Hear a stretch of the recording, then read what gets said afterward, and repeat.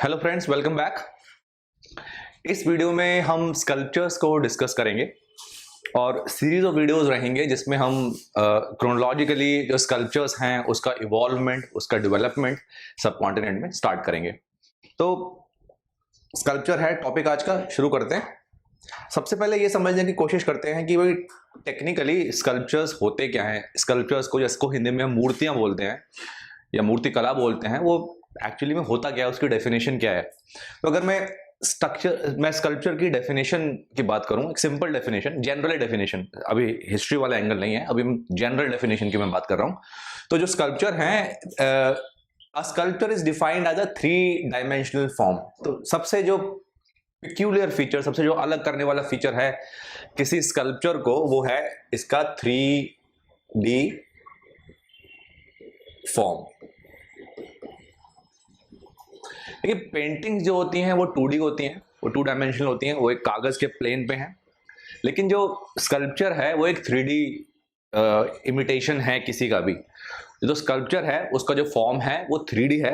अगर general definition की बात करें तो they are made up of material like clay, wax, plaster, stone, polyester, fibre glass, metal और प्लास्टिक। तो ये जनरल डेफिनेशन है एक स्कल्पचर की। अब थोड़ा सा हिस्ट्री का पर्सपेक्टिव इसमें डालते हैं।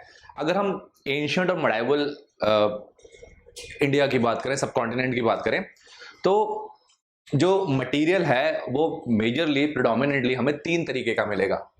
नंबर 1 स्टोन यानी कि पत्थर, नंबर 2 यानी कि मेटल,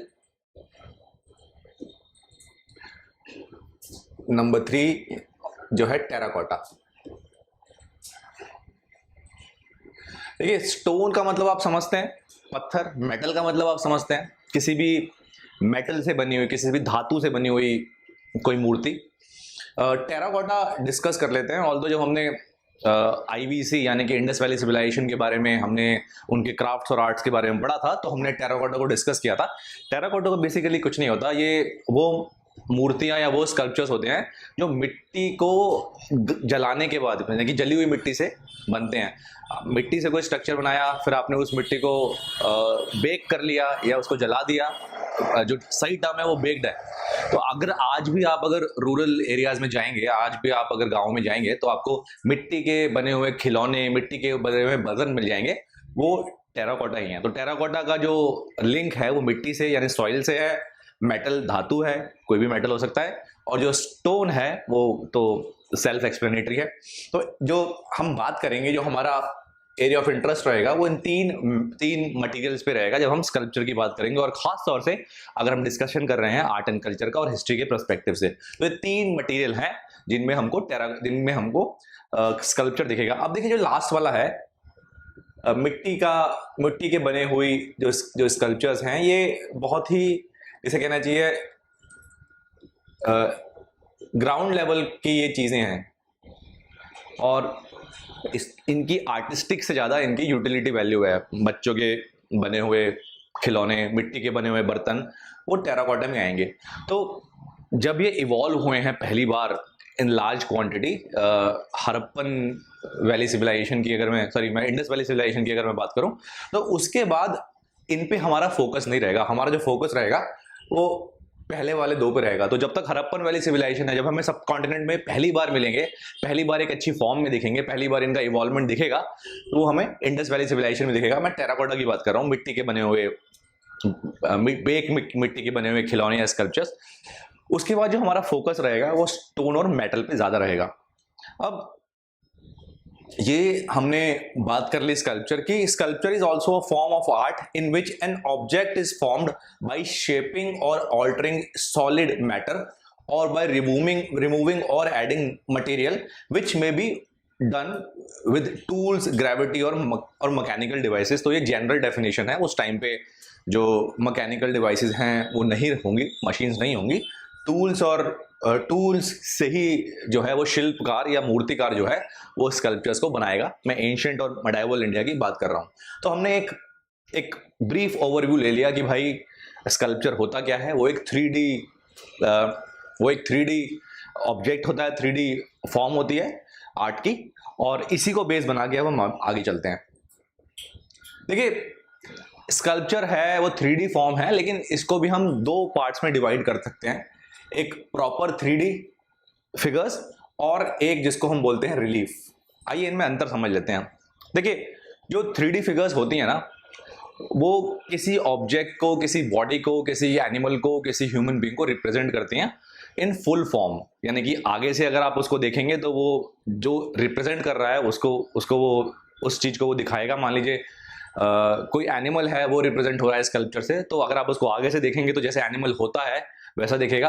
आप उसको कहीं से भी 360 डिग्री के एंगल से आप कहीं से भी घूम के आगे पीछे से देखेंगे तो जैसा एक रियल एनिमल लगना चाहिए, ऑल्दो उसका साइज बड़ा छोटा हो सकता है, वो आपको वैसा ही दिखेगा। ये मैंने आपको एग्जांपल दिया, तो वे 3D फिगर्स होती हैं। तो अब इसके लिए मैंने आपको एग्जांपल दिया है नटराज। जो शिव नटराज हैं, जो चोलन पीरियड में बहुत पॉपुलर स्कल्पचर रहे हैं, मैं उन्हें आपको उनका इसका मैंने एग्जांपल दिया है। और जो मैंने ये स्कल्पचर है इसको उल्टा रखा है।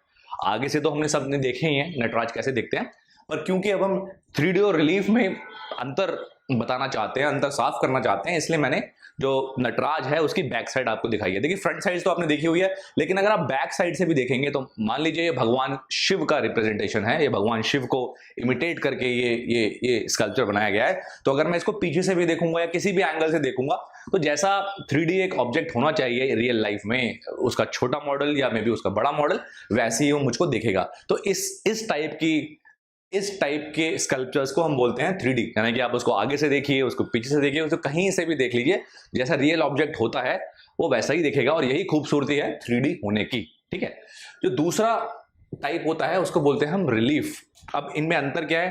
देखिए जो रिलीफ होते हैं वो 3D होते हैं, लेकिन उनके पीछे जो है वो कुछ ऐसी ऑब्जेक्ट्स या कुछ ऐसा आर्किटेक्चर होता है जिससे आप उसके अगर आप पीछे जाके देखेंगे तो जो पीछे वाला पार्ट है वो आपको विजिबल नहीं होगा। जैसे कि ये देवगढ़ में दशावतार मंदिर है, ये मंदिर की दीवार पे ये जो कार्विंग्स हैं ये आपको दिखेंगी। लेकिन अगर आप पीछे से देखेंगे, अगर आप इसके पीछे तो देख जा ही नहीं सकते, पीछे तो इसके वॉल है, ये वॉल पे ये एनग्रेव्ड है, ये वॉल पे बने हुए हैं, मोनोलिथिक हो चाहे कैसे भी हो, ये वॉल पे एनग्रेव्ड है।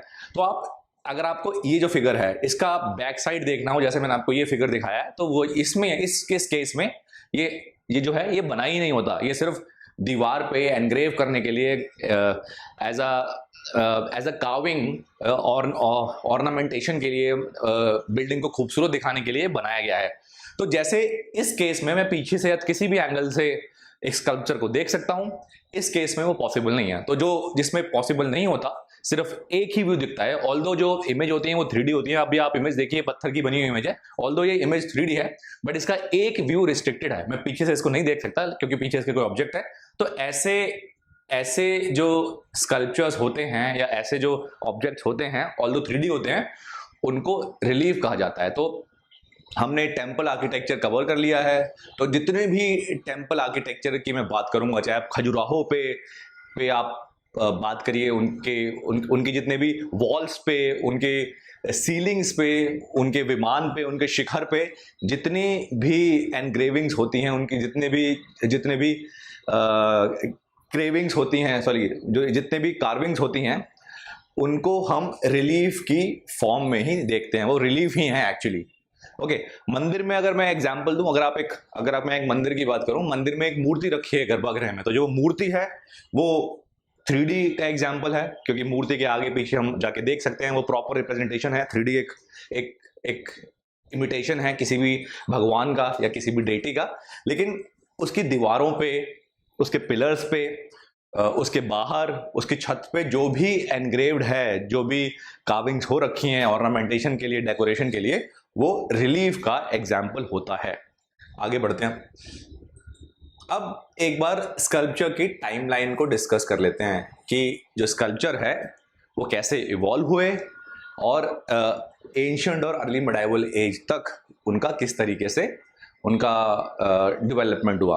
अब हमने जब टेम्पल डिस्कस किया था तब भी हमने कहा था कि अर्ली मेडाइवल एज के बाद जो भी एंशिएंट आर्ट्स हैं, टेम्पल हो गए या मे बी स्कल्पचर्स हो गए, वो उसमें एक हमको ब्रेक दिखता है, हमको वो वहीं तक दिखते हैं। क्यों?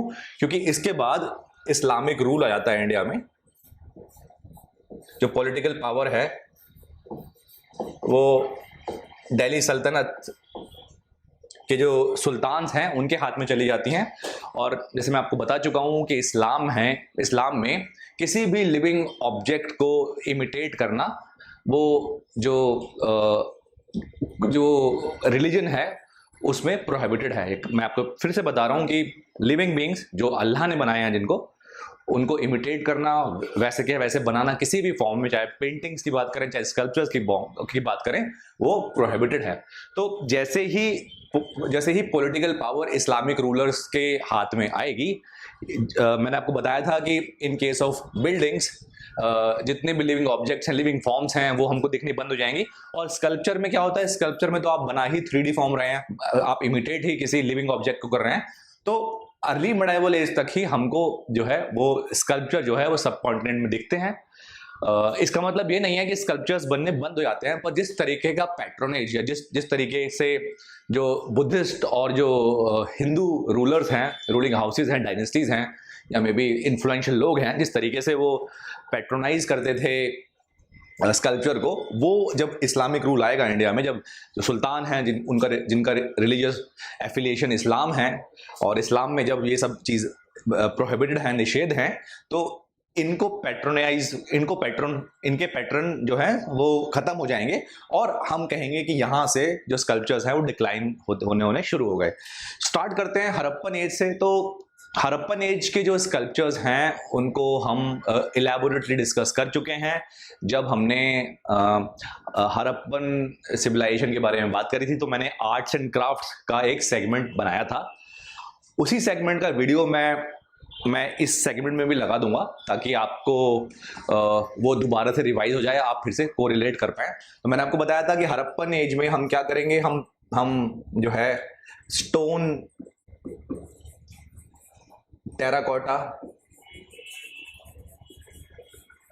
और जो मेटल है, इन तीनों के स्कल्पचर्स की हम बात करेंगे। ये तीनों इंपॉर्टेंट हैं क्योंकि पहली बार सब कॉन्टिनेंट में एक लार्ज स्केल पे टेराकोटा के हमको ऑब्जेक्ट्स मिलते हैं। तो हिस्ट्री के पर्सपेक्टिव से, क्योंकि चेंज का एलिमेंट इन्वॉल्व है, इसलिए वो इंपॉर्टेंट है, बट आगे जाके जो है ये इंपॉर्टेंट रह नहीं जाएगा। आगे चल के सिर्फ स्टोन और मेटल जो है उसको हम स्टडी करेंगे। अब एक और इंपॉर्टेंट चीज मैंने आपको बताया था, 3D और रिलीफ। अगर मैं हड़प्पन सील्स की बात करूं, सील्स को भी मैं डिस्कस कर चुका हूं जब इंडस वैली सिविलाइजेशन मैंने डिस्कस किया था। मैंने इलैबोरेटली डिस्कस किया था कि कौन सा एनिमल मिलता है, कौन सा एनिमल नहीं मिलता। अगर मैं सील्स की बात करूं तो सील्स जो है ना, वो रिलीफ का एग्जाम्पल है। सील पे जो हमको जो फिगर्स दिखती हैं, चाहे उस पर हमें प्रोटोशिवा दिखें, चाहे हमें उस पर यूनिकॉर्न दिखे, चाहे हमें उस पर बुल दिखे, टाइगर दिखे, कोई एनिमल दिखे, कोई सिंबल दिखे, कोई ज्योमेट्रिकल सिंबल दिखे, वो है रिलीफ का पार्ट। वो एक तरफ से ही दिखता है हमको, पीछे तो सील पे वो एनग्रेव्ड है, तो वो रिलीफ का पार्ट है। तो जो हड़प्पन सिविलाइजेशन है उसमें हमको सील्स पे रिलीफ मिलेंगे, और बहुत सारे हमें स्कल्पचर्स मिलेंगे। जैसे एग्जाम्पल है ब्रॉन्ज डांसिंग गर्ल, जिसको हमने इलैबोरेटली डिस्कस किया है। मैं वो वीडियो लगवा दूंगा, इसके साथ ही लगा दूंगा, इस सीरीज में लगा दूंगा, ताकि आपकी कॉन्टिन्यूटी ना टूटे, आप फिर से उसको रिवाइज कर पाए। तो ब्रॉन्ज डांसिंग गर्ल की हमने बात करी थी, हमने प्रीस्ट किंग की बात करी थी, हमने रेड स्टोन के बने हुए एक टोर्सो की बात करी थी। ये सब हम डिस्कस कर चुके हैं, मैं वो वीडियो लगा दूंगा। तो जो हड़प्पन एज है उसमें हमको ये सब मिलता है। सील्स पे हमको रिलीफ दिखते हैं, वो भी स्कल्पचर का एग्जांपल है क्योंकि 3D है, और हमको स्टैंड अलोन स्कल्पचर भी दिखता है जो कि स्टोन का, टेराकोटा का और मेटल का बना हुआ होता है। अब देखिए, हड़प्पन पीरियड के बाद हम बात करेंगे मॉडर्न एज की। तो अब आपके दिमाग में सवाल आएगा कि भाई वैदिक, लेटो वैदिक और पोस्ट वैदिक को हम क्यों नहीं डिस्कस करेंगे। देखिए, वैदिक और लेटो वैदिक में जो है हमको बहुत सारे एग्जाम्पल्स नहीं मिलते हैं, हमको एविडेंसेस नहीं मिलते हैं कि जो स्कल्पचर की जो टेक्नोलॉजी है वो उस लेवल की डेवलप होगी। क्योंकि मैंने आपको बताया था जो ऋग्वैदिक आर्यंस हैं वो बहुत रूडिमेंट्री स्टेज में हैं, वो बड़े वो एक तरीके से पेस्टोरल कम्युनिटी है, ट्राइबल पेस्टोरल कम्युनिटी है, जबकि जो हड़प्पन सिविलाइजेशन है वो एक डेवलप्ड सिविलाइजेशन है। तो वहाँ पे एक ब्रेक हमको मिलेगा, क्योंकि जब सब कॉन्टिनेंट में स्टेपीज से जब आर्यंस का माइग्रेशन होगा तो उनको कुछ साल लगेंगे, उनको कुछ सेंचुरीज लगेंगी उस लेवल तक आने में, या उन चीजों को लर्न करने में जिस लेवल पे हड़प्पन सिविलाइजेशन के लोग रहे होंगे। ठीक है, तो ये तो बात होगी वैदिक और ऋग्वैदिक एज की बात। पोस्ट वैदिक एज का क्या? पोस्ट वैदिक एज में तो हम कहते हैं कि भाई वहां तो स्टेट फॉर्मेशन शुरू हो चुकी है, वहां तो पहली बार हमको 16 महाजनपद दिखते हैं। तो मैं आपको बता चुका हूं, फिर से एक बार बता देता हूं, जो पोस्ट वैदिक एज है, पोस्ट वैदिक एज और मॉडर्न एज का एक कंसिडरेबल पार्ट, पोस्ट वैदिक एज में जो स्कल्पचर्स बनते होंगे, ऐसा नहीं है कि तब तक स्कल्पचर्स बनने नहीं शुरू हुए होंगे, लेकिन पोस्ट वैदिक एज में वुड का ज्यादा इस्तेमाल होता होगा, वुड और पेरिशेबल मटेरियल का ज्यादा इस्तेमाल होता होगा। जैसा मैंने आपको बताया था कि जो पैलेसेस हैं, जो बिल्डिंग्स हैं, वो मॉडर्न पीरियड तक, यानी कि पोस्ट वैदिक एज से, या पोस्ट वैदिक एज कह लीजिए, या इसको एज ऑफ बुद्धा कह लीजिए, इससे शुरू होके मॉडर्न एज के इनिशियल पार्ट तक जो बिल्डिंग्स हैं, जो स्कल्पचर्स हैं, वो वुड के बने होते हैं। जो वुड है वो पेरिशेबल मटेरियल है, वो जल्दी से डिकम्पोज हो जाता है, और अगर डिकम्पोज हो जाता है तो हमको आज, यानी कि आज हम 21st सेंचुरी में हैं, हमें उसके एविडेंसेस नहीं मिलेंगे। स्टोन के मिल जाएंगे, टेराकोटा के मिल जाएंगे, क्योंकि ये पेरिशेबल मटेरियल नहीं है, ये स्टे करते हैं, इनकी जो लॉन्जिविटी है वो बहुत ज़्यादा है। लेकिन वुड के अगर किसी एज में अगर स्कल्पचर बने हुए हैं तो वो जल्दी से डिकम्पोज हो जाएंगे और हम तक नहीं पहुंचेंगे। तो इसलिए हमको एक ब्रेक दिखता है, हमको हड़प्पन एज के बाद सीधा हम मॉडर्न एज की स्टडी करते हैं। ठीक है, मॉडर्न एज की अगर मैं स्टडी करूं तो मॉडर्न एज में हमको दो तरीके की आर्ट दिखेगी। एक तो कोर्ट आर्ट और एक पॉपुलर। तो कोर्ट आर्ट वो सारी की सारी आर्ट फॉर्म्स हैं जिनको जो किंग हैं, या जो ऑफिशियल्स हैं, या जो राजा है, वो पैट्रोनाइज करेगा। जैसे कि अशोकन इंस्क्रिप्शन, तो अशोकन इंस्क्रिप्शन पे भी हमको स्कल्पचर दिखता है। मैं आपको एग्जांपल दूं अपने नेशनल एम्बलम की, तो वो क्या है? वो एक स्कल्पचर ही तो है। मैं आपको एग्जांपल दूं जो हमारे ट्राई कलर में, जो झंडे में जो हमारे व्हील है, वो क्या है? वो एक स्कल्पचर ही तो है, जो हमने अशोकन कैपिटल से, या अशोकन पिलर से, या अशोकन इंस्क्रिप्शन से उठाया है। तो कोर्ट आर्ट है मॉडर्न पीरियड में, और पॉपुलर आर्ट है, इसको इलैबोरेटली डिस्कस करेंगे जब हम मॉडर्न एज को डिस्कस करेंगे। उसके बाद फिर हम आएंगे पोस्ट मॉडर्न एज। अब देखिए, पोस्ट मॉडर्न एज एक बहुत इंपॉर्टेंट वाटरशेड है in history. Post modern age तक आते आते जो आइडल वर्शिप है, यानी कि जो मूर्ति पूजा है, वो पॉपुलर हो जाएगी। सबसे पहले महायान बुद्धिज्म में वो पॉपुलर होगी।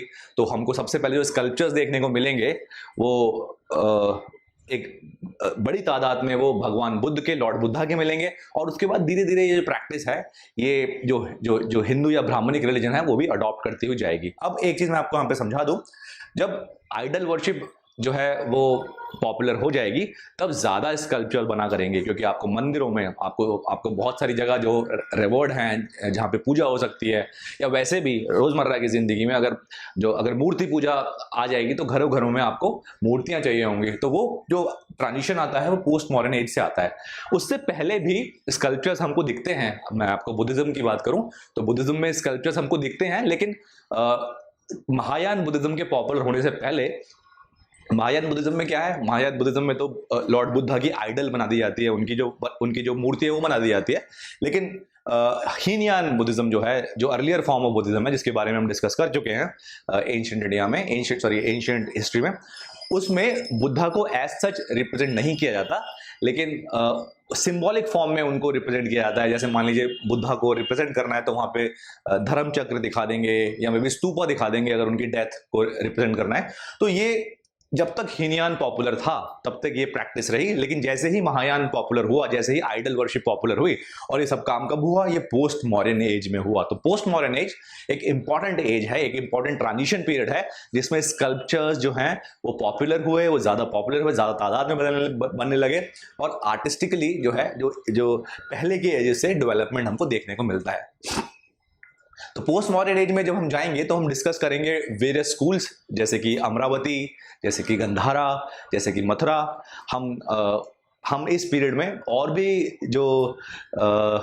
जो रिलीफ्स हैं, यानी कि अजंता हो गया, अजंता में भी बहुत सारे सिर्फ पेंटिंग्स ही नहीं है, उसमें स्कल्पचर्स भी हैं, उनको हम डिस्कस करेंगे। कुछ इंपॉर्टेंट जो स्कल्पचर्स हैं उनको इस पीरियड की जब हम स्टडी करेंगे, एक्सटेंसिव स्टडी करेंगे, तब हम उनको देखेंगे। उसके बाद आती है गुप्तन एज। तो अगर गुप्तन एज को मैं गुप्तन वाक्टका एज बोलूं तो बेटर है, क्योंकि जो वाक्टका हैं वो उन्होंने पैट्रोनाइज किया है अजंता को। अजंता की जो केव्स हैं उसमें से कुछ केव जो हैं वो सातवाना पीरियड में पोस्ट मॉडर्न एज में बनी है, डिस्कस कर चुके हैं हम। और जो कुछ कुछ केव्स हैं वो डेवलप हुई हैं गुप्तन एज में। किसने डेवलप किया है? गुप्तास तो डेक्कन में स्ट्रांग नहीं थे, तो जो उनके काउंटर पार्ट हैं डेक्कन में, मैं पढ़ा चुका हूँ ये आपको, जब हमने एंशिएंट हिस्ट्री पढ़ी की, पॉलिटिकल हिस्ट्री पढ़ी थी गुप्तन पीरियड की, तो वहाँ पे वाक्टका डायनेस्टी है। तो पोस्ट मॉडर्न एज में सतवानाज और गुप्तन पीरियड में वाक्टका डायनेस्टी ने अजंता की जो केव्स हैं उनको पैट्रोनाइज किया। उसके बाद गुप्तास की मैं बात करूं तो उदयगिरी केव्स हैं वो इंपॉर्टेंट हैं, जो बाग केव्स हैं वो इंपॉर्टेंट हैं, इनको देखेंगे। बाग केव प्रिडोमिनेटली पेंटिंग के लिए इंपॉर्टेंट है, तो उदयगिरी केव्स पे हम कुछ इंपॉर्टेंट स्कल्पचर्स हैं उनको देखेंगे। कुछ गुप्तन एज के मंदिर हैं, जैसे देवगढ़ का मंदिर है, उसमें कुछ बहुत इंपॉर्टेंट हमको स्कल्पचर्स देखने को मिलेंगे, जैसे दशावतार भगवान विष्णु का पहली बार, तो हम उसको डिस्कस करेंगे गुप्तन पीरियड में। ऐसे ही अगर हम पोस्ट गुप्तन एज की बात करें तो यहां पे मैं डिस्कशन ऑलरेडी कर चुका हूं पल्लवास का। यहां पल्लवास आएंगे और चालुक्यास आएंगे।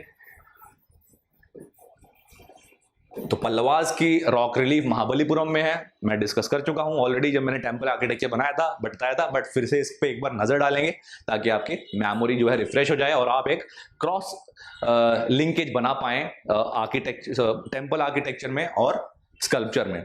फिर अर्ली मिडाइवल एज की बात करूं तो कुछ डायनेस्टीज हैं, जैसे कि अगर मैं बात करूं तो राजपूत हैं जिन्होंने इलोरा जो टेम्पल्स हैं, जो इलोरा केव्स हैं और एलिफेंटा केव्स हैं, उनका निर्माण किया। तो एलिफेंटा जो केव्स हैं उसमें स्कल्पचर के बारे में हम बात कर चुके हैं, लेकिन फिर से बात करेंगे।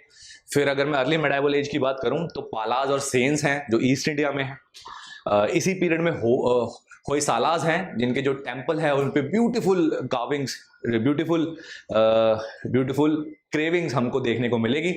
तो ये सब हम अर्ली मिडाइवल एज में डिस्कस करेंगे। हम राजपूत्स को डिस्कस करेंगे, हम पाल और सेन्स को डिस्कस करेंगे, हम चोलास को डिस्कस करेंगे, क्योंकि चोलास के टाइम पे जो स्कल्पचर हैं वो वर्ल्ड क्लास लेवल तक के पहुंच जाएंगे। और आज भी जो चोलास के स्कल्पचर्स हैं, खासतौर से जो ब्रॉन्ज स्कल्पचर्स हैं, वो मोस्ट सॉट आफ्टर स्कल्पचर्स हैं, not only in India, across the world.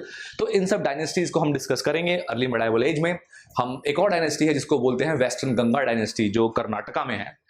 Eastern Ganga जो डायनेस्टी है वो ओडिशा में रूल करती थी, और जो वेस्टर्न गंगा डायनेस्टी है वो कर्नाटका में रूल करती थी। तो इन सब के बारे में जो अर्ली मिडाइवल में हम आएंगे तो इन सब डायनेस्टीज को हम डिस्कस करने वाले हैं। तो मैंने आपको एक ओवरव्यू दे दिया है कि स्कल्पचर क्या होता है, किस पीरियड में हम क्या क्या डिस्कस करने वाले हैं। मैंने आपको बताया कि हड़प्पन एज में ऑलरेडी डिस्कस कर चुका हूं, तो उसका वीडियो लगवा दूंगा। मॉडर्न एज से मैं डिस्कस करना शुरू करूंगा, तो जुड़े रहिए। कोई भी डाउट है आपको तो प्लीज डाउट सेक्शन में जाइए, लिख के भेजिए। Will be more than happy to resolve the doubt. मिलते हैं